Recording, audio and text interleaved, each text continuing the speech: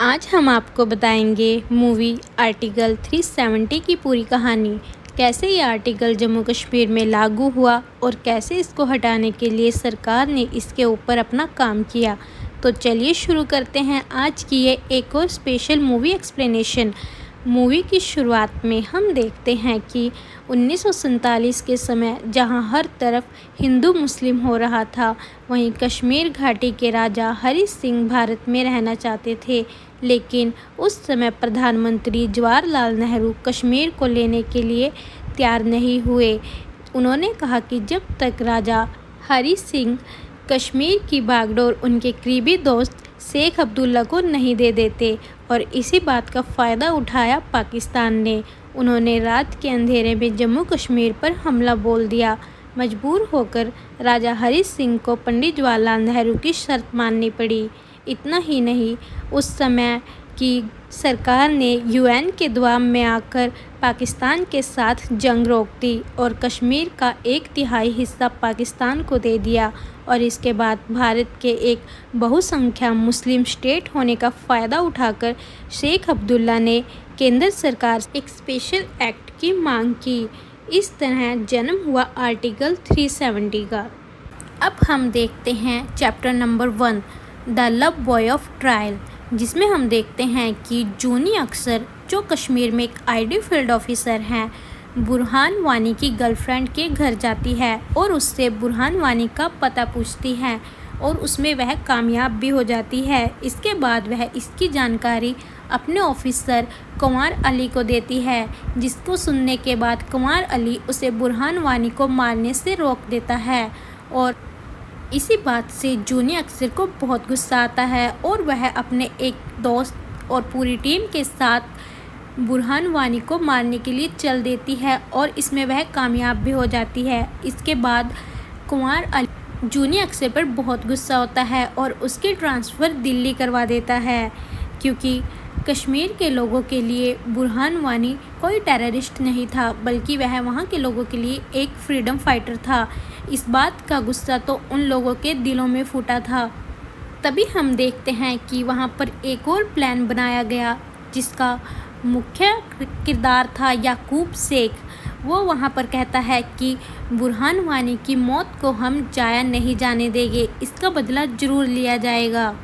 इसके लिए वो लोगों को सड़कों पर ले आया और उनसे पथराव करवाना शुरू किया। तभी वहाँ पर आता है बुरहान वानी का बड़ा भाई जाकिर नाइको, जिसे देखकर लगता है कि बुरहान वानी का एक और जन्म हो गया है। उसने आते ही धीरे धीरे कश्मीर के लोगों के दिलों पर अपना कब्जा करना शुरू कर दिया और उन लोगों का खूब ब्रेन वॉश किया, जिससे वो लोग उसकी हर एक बात मानने लगे थे। जहां वह कहता था वो लोग वहीं पर हमले करते थे और पथराव करते थे। अब हम देखते हैं राजेश्वरी स्वामीनाथन को, जो कि पीएमओ की जॉइंट सेक्रेटरी होती है। जी हाँ, और उसे कश्मीर के हालातों के बारे में बहुत ही अच्छे से मालूम था। इसके बाद हम देखते हैं कि राजेश्वरी जम्मू कश्मीर के फॉर्मर गवर्नर जगमोहन पाटिल से मिलती है और वह उनसे आर्टिकल 370 के बारे में पूरी जानकारी लेती है। इस पर जगमोहन पाटिल कहते हैं कि उन्होंने भी आर्टिकल 370 को हटाने की बहुत कोशिश की, लेकिन हर बार वो नाकामयाब रहे, क्योंकि आर्टिकल 370 को ऐसे नहीं हटाया जा सकता। इसको हटाने का कोई रास्ता नहीं है, क्योंकि जब यह आर्टिकल बना था तब वहाँ पर कॉन्स्टिट्यूशनल असेंबली थी, लेकिन इस आर्टिकल के बनते ही वह असेंबली ख़त्म हो गई, जिसके बाद इस आर्टिकल को हटाना बहुत ही मुश्किल है। तभी हम देखते हैं कि कश्मीर की मुख्यमंत्री परवीना और पूर्व मुख्यमंत्री मिस्टर जलाल को बुलाया जाता है और इन दोनों के साथ प्रधानमंत्री बैठक करते हैं और पूछते हैं कि कश्मीर में शांति कैसे लाई जाए, वहाँ शांति लाने के लिए क्या करना होगा, वहाँ शांति लाना बहुत ही ज़्यादा ज़रूरी है।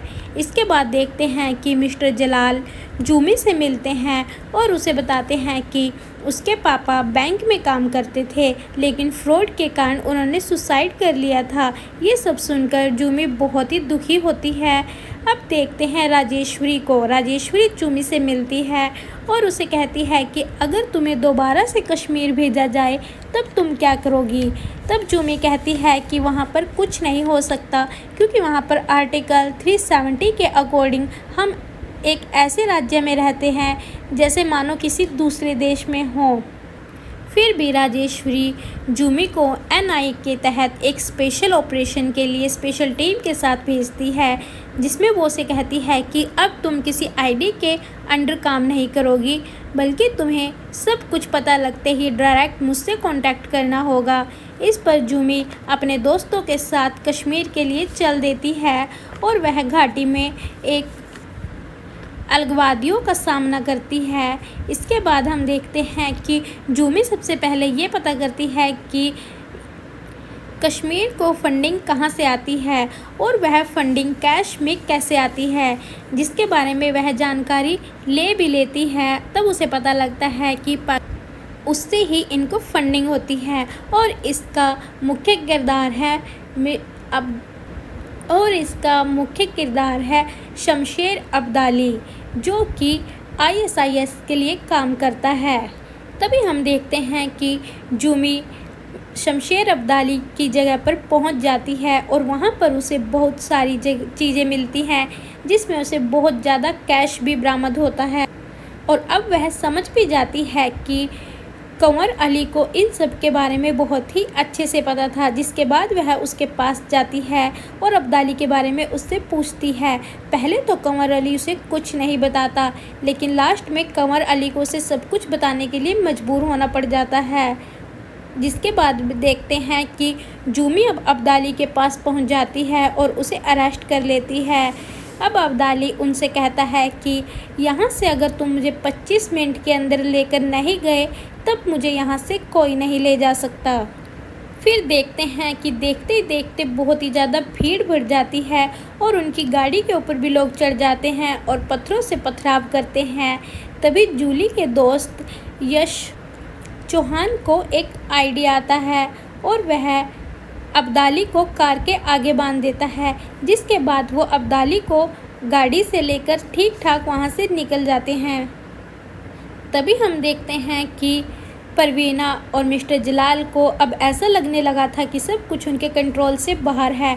वो अब एक सरकार बनाने को डिसाइड करते हैं और सबसे कहते हैं कि उनको आज ही सरकार बनानी है, जिससे सब कुछ दोबारा से उनके कंट्रोल में हो जाए। तभी उन्हें पता लगता है कि कश्मीर में राष्ट्रपति शासन लागू हो जाता है। शासन के तहत कोई भी राज्य सरकार नहीं बना सकता, जिसकी वजह से उन दोनों को अब रुकना पड़ता है। अब कश्मीर की जेल में अब्दाली ठीक से नहीं रहता, जिसके कारण उसे राजा है कि अब कुछ बड़ा होने वाला है और ये पूरी खबर लीक भी हो जाती है, जिसकी वजह से कश्मीर आतंकी अब चुप नहीं रहते। वो प्लान बनाते हैं और लोगों को भड़काना शुरू कर देते हैं। उसके बाद आता है वह दिन जिसे इतिहास कभी नहीं भूलेगा, 14 फरवरी 2019 का दिन, जिसमें पुलवामा अटैक होता है और उस अटैक में हमारे 40 जवान शहीद हो जाते हैं, जिसमें जूमी का दोस्त यश चौहान भी होता है। और इस दिन को आज भी भारत में ब्लैक डे के नाम से मनाया जाता है। खैर, इसका बदला तो हमारी एयरफोर्स टीम द्वारा ले लिया जाता है, लेकिन जिन्होंने ये किया था उसका बदला लेना अभी बाकी था। तभी देखते हैं कि जूमी याकूब अली को पकड़ लेती है और उससे पूछते हैं कि उस दिन CPRF जवान लाल रंग की कार में जो लड़का था वह कौन था। पहले तो याकूब शेख उसे कुछ नहीं बताता, उसके बाद वह उसे खिड़की से नीचे लटका देती है, जिसके बाद वह उसे सब कुछ बताता है और कहता है कि वह एक 20 साल का लड़का था जो अभी जेल से छूटा था, जिसे कंवर अली ने छुटवाया था।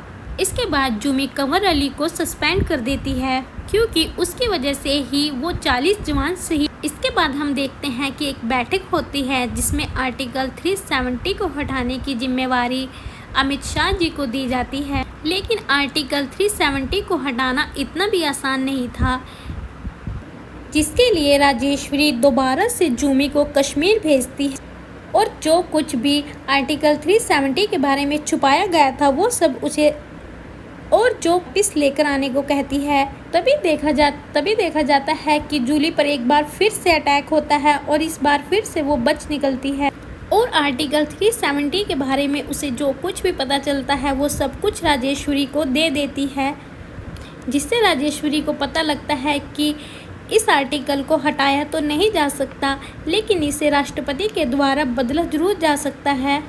पर इसके लिए इस बिल का लोकसभा में पास होना बहुत ज़रूरी है। इन सब की पूरी जिम्मेवारी अमित शाह जी के ऊपर दे दी जाती है। वहीं कश्मीर में कर्फ्यू लगा दिया जाता है। सबको लगता है कि 5 और 6 अगस्त को कुछ बड़ा होने वाला है। आतंकवादियों और पाकिस्तान को लगता है कि शायद 5 और 6 को शमशेर अब्दाली को फांसी दी जाएगी, जिसके बाद वो लोग कुछ और प्लान बनाने लगते हैं। इधर पाकिस्तान को ये भी लगता है कि कहीं फिर से भारत उन पर अटैक तो नहीं करेगा। तभी देखते हैं कि अमित शाह जी राज्यसभा में एकदम से बिल पेश करते हैं। इधर जूली को पता लगता है कि वो सब मिस्टर जलाल को मारने वाले हैं और अब उन लोगों ने मिस्टर जलाल पर अटैक भी कर दिया था और पत्थरों से पत्थरबाजी भी बहुत ज़ोरों से की थी। तभी हम देखते हैं कि यहाँ पर फिर से जूली बुरहान वादी के भाई जाकिर नाइको को मार देती है। इधर राज्यसभा में बिल पास होने के ऊपर बहुत ही ज़्यादा बहस होती है। लास्ट में एक वोटिंग ही इसका समाधान होता है, जिस 80 वोट डलती है और इसमें से 125 वोट बिल पास होने के हक में आती है।